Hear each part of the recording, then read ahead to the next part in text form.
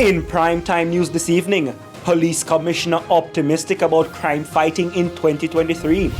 Entertainers take to the stage to lament the country's crime problem. And a mother and her son found dead in Manchester.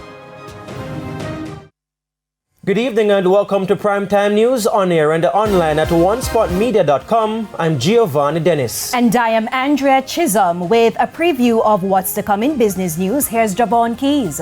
Thanks, Andrea. Good signs for the local agriculture industry as it saw double digits last year based on the latest data coming from the Statistical Institute of Jamaica Stati. I'll give the details later on. And Jordan is also here with a preview of what's to come in sports. Jordan. Well, Giovanni, there's been a big cash injection for the Sunshine Girls ahead of their series against England. I'll tell you all the details in a Primetime Sports Tuesday.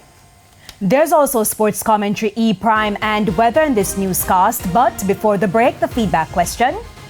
And this evening we're asking, what are your New Year's resolutions for 2023? Share comments online, facebook.com/Television Jamaica, and tweet us at TelevisionJam1.